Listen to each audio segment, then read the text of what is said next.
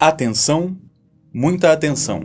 Veja, aqui agora, o conteúdo que o Daqui a Colar hoje compartilha com vocês através de nosso canal.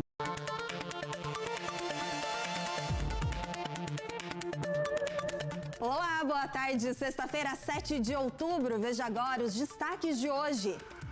A forte chuva desta quinta-feira deixou a capital em estado de atenção para alagamentos. No interior, várias cidades tiveram estragos. No último fim de semana, antes do Dia das Crianças, os comerciantes estão otimistas. Mais de 70% das pessoas devem comprar presentes neste ano. Júlia Ballarini. Uma fiscalização do Instituto de Pesos e Medidas, o IPEM, confere segurança de brinquedos, um dos itens mais vendidos nessa data. E sexta-feira é dia de agenda cultural. A cidade nas artes visuais, dança contemporânea e festival de jazz. Tem mudança no esquema de vacinação, tem esporte e tem muito mais. Continue por aqui, o Repórter São Paulo já está no ar.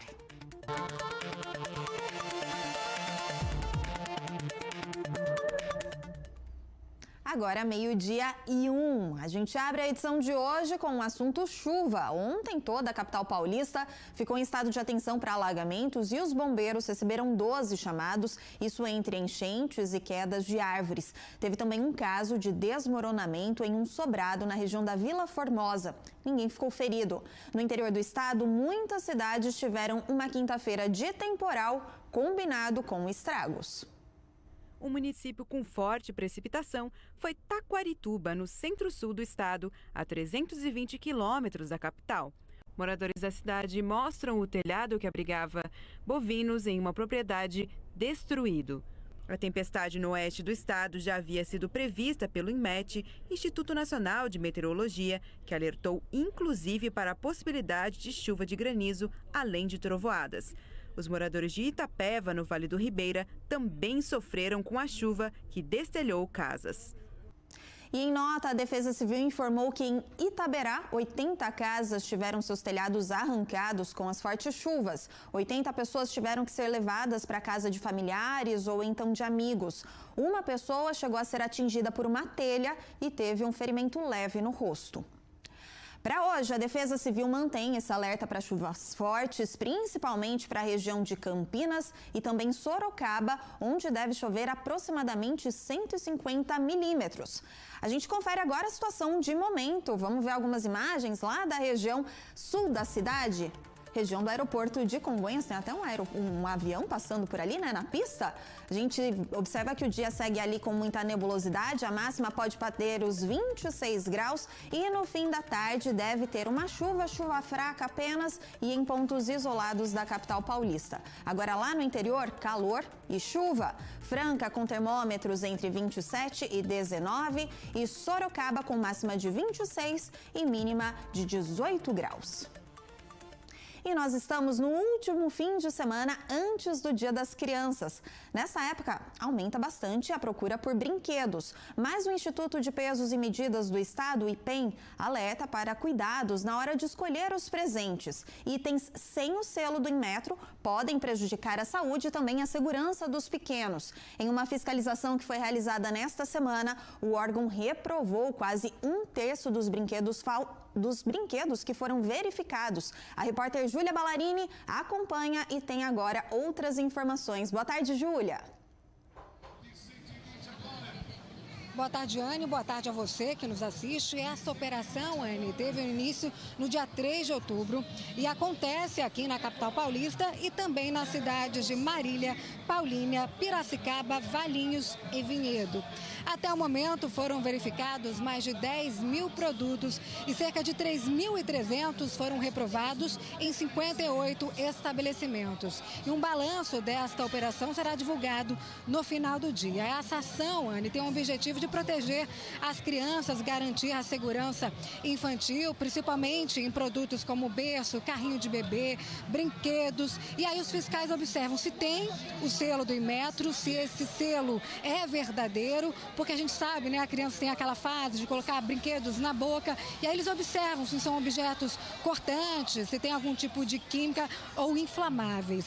Anne, como você pode observar, aqui estou região da 25 de março, área de comércio popular, para variar sempre, né, muito cheia, lotada, ainda mais se tratando do último final de semana antes do Dia das Crianças. E de acordo com a Confederação Nacional dos Dirigentes Lojistas, os consumidores estão otimistas. Cerca de 73% disseram que vão comprar presentes este ano. E o repórter Dima Soldi preparou uma reportagem e a gente acompanha agora.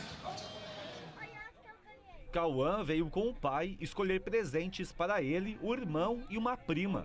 Eu comprei dinossauro, sereia verde e uma mão de dinossauro. As lojas de brinquedos da rua 25 de março, no centro de São Paulo, ficam lotadas nesta época. Para este Dia das Crianças, a expectativa é de mais movimento. 7 em cada 10 consumidores devem comprar presentes para as crianças, movimentando 14 bilhões de reais, segundo estimativa da Confederação Nacional dos Dirigentes Lojistas e do Serviço de Proteção ao Crédito. Eu vim comprar, na verdade, tela para minha filha, mas aí eu lembrei do Dia das Crianças chegando, aí eu já aproveitei e peguei para os afiliados. Quase 30% dos consumidores pretendem gastar mais com o presente deste ano. O gasto médio será de R$ 242, 20% a mais do que no ano passado. Os presentes mais procurados são roupas e brinquedos, como bonecas, jogos e carrinhos. E a grande maioria dos consumidores vai comprar os presentes em lojas de rua ou em shoppings. A gente vai fazer uma ação com uma ONG que fica na zona leste de São Paulo. Tem motinho, tem coisa para menina, tem brinquedos de montar, tem um monte de coisa aí. Eu tenho que economizar, mas estamos tentando pegar aqui o mais em conta para tentar pelo menos agradar as crianças. O Dia das Crianças é uma das datas mais importantes para o comércio. Aumento do emprego, uma compensação de renda pelos auxílios aí, governamentais e esse aumento na confiança do consumidor deverão gerar uma recuperação do comércio. No ano passado, o comércio cresceu 1,4%. A gente está prevendo um crescimento de perto de 2% para esse ano.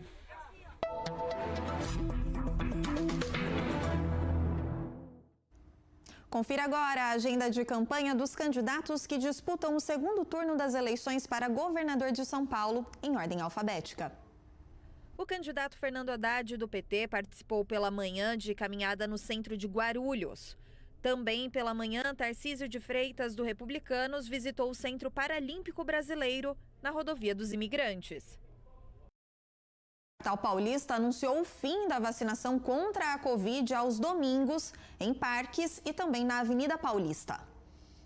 Segundo a Secretaria Municipal da Saúde, a suspensão acontece devido à alta taxa de cobertura vacinal e também por causa de uma queda na procura pelos postos aos domingos. De segunda a sábado, a vacinação continua normalmente nas unidades básicas de saúde e nas AMAs, as assistências médicas ambulatoriais.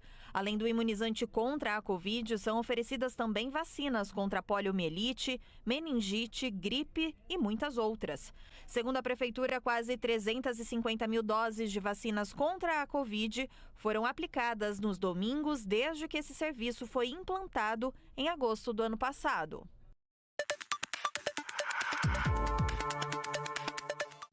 Meio-dia e 8 é hora do esporte, com a gente aqui no estúdio, Juliano Justo. Boa tarde, Juliano. Tudo bem, Anne? Muito boa tarde. Boa tarde. Vamos falar sobre Palmeiras, que venceu dentro de casa. Aliás, foi uma goleada, né? E teve também a estreia do Endrick. Exatamente. E como a gente tinha comentado ontem, muito boa tarde a você também que está com a gente aqui no Repórter São Paulo. Era a chance do Palmeiras abrir mais ainda a vantagem na liderança e o Verdão acabou aproveitando, né? 4-0, uma vitória bem tranquila. Teve gol do Mike, teve gol do Rony, Breno Lopes e do Gustavo Gomes. E a estreia, claro, do garoto prodígio aí, o Endrick, ele que renovou o contrato, fez o contrato profissional recentemente e quase marcou um gol ontem também na estreia dele. E é aquilo, né? Agora o Verdão tem 12 pontos de diferença na liderança do campeonato, já praticamente encaminhando o título, né? Faltam 8 jogos para o Palmeiras. O Palmeiras teria que cair muito de produção e os outros times subir bastante para tentar perder esse título. É muito difícil, improvável aí, Palmeiras praticamente campeão. E aí o São Paulo, como a gente está acompanhando, teve o gol do Caleri e teve gol do Alisson também. O Alisson já aos 45 do segundo tempo. O São Paulo venceu o América lá em Belo Horizonte, 2-1. E foi um resultado importante para manter ali o São Paulo ainda na briga de uma possível vaga para a Libertadores no ano que vem. O São Paulo que tem um jogo a menos ainda em relação aos rivais, né? Então, é isso aí. O Campeonato Brasileiro se encaminhando já para o final e as definições acontecendo. Maravilha. Eu vou aproveitar, vamos falar rapidinho, porque tem a volta dos eventos internacionais aqui para o Brasil. E hoje começa o Aberto do Brasil de tênis de mesa, né? Tênis de mesa paralímpico. Paralímpico, você vai acompanhar tudo, né? Exatamente, a gente vai acompanhar lá. Teremos em torno de 62 atletas de 12 países. E é interessante porque 16 atletas que participaram de Paralimpíadas brasileiros vão estar participando. E é um torneio muito legal porque é fator 20. Que seria, então, o segundo mais importante em nível internacional, já valendo pontos, é lógico, lá para a classificação para Paris. E amanhã você está de volta para atualizar para a gente como deve ser o fim de semana no futebol e também a respeito do campeonato. Obrigada, Juliano. Com certeza. Tchau, tchau. Vamos agora de agenda cultural para o nosso fim de semana? Confira com Priscila Cash.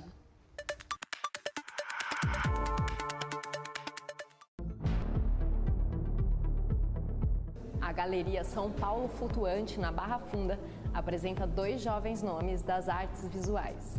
Entre os murais permanentes estão grandes obras de Fabiana Wolff, sergipana que tem um ateliê no Cambuci, e telas que usam diferentes materiais de Trompaz, paulistano do Capão Redondo. Artistas que têm em comum o excesso, a periferia e a revolta. A abertura é amanhã às 14 horas, com visitas de terça a sábado. São trabalhos que têm essa urgência do momento e ao mesmo tempo tem um pé no sublime, e eu acho isso muito bonito e até contraditório, e a arte é isso, né? Meu nome é Fabiana Wolff e eu queria convidar todo mundo para a exposição minha e do Trompaz, que começa agora, dia 8 de outubro, aqui na Galeria São Paulo Flutuante. O espetáculo, que comemora os 20 anos da companhia de dança carioca Esther Weitzman, chega ao Sesc Santana. As histórias que inventamos sobre nós homenageia o percurso de coreografias da companhia em sua linguagem contemporânea. Sextas às 9 da noite, sábados às 8 e domingos às 6 da tarde. Ingressos em sescsp.org.br.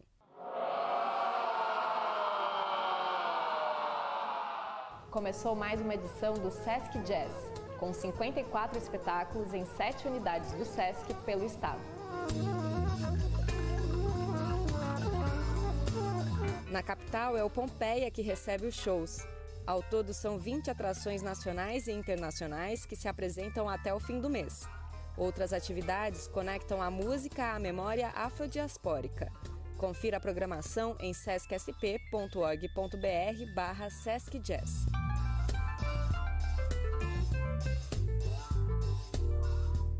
Demais! E não se esqueça de sempre verificar a classificação indicativa dos eventos lá no site dos organizadores. E os nossos colegas da Rádio Nacional são finalistas em uma premiação da Confederação Nacional do Transporte. A matéria Vamos de Bicicleta, do repórter Daniel Ito, está concorrendo na categoria de áudio e mostra a importância da expansão das ciclovias nas grandes cidades. Você pode ouvir a reportagem completa em agenciabrasil.ebc.com.br/Rádio Agência Nacional. Para rever as nossas reportagens que exibimos hoje por aqui, acesse o site da TV Brasil ou então em nossas redes sociais. Esteve com a gente na Língua Brasileira de Sinais, Thaís Queiroz. Obrigada, Thaís. Boa tarde para você. E também boa tarde para você de casa. TV Brasil, informação e conhecimento para a sua vida. Uma ótima sexta-feira. Tchau, tchau.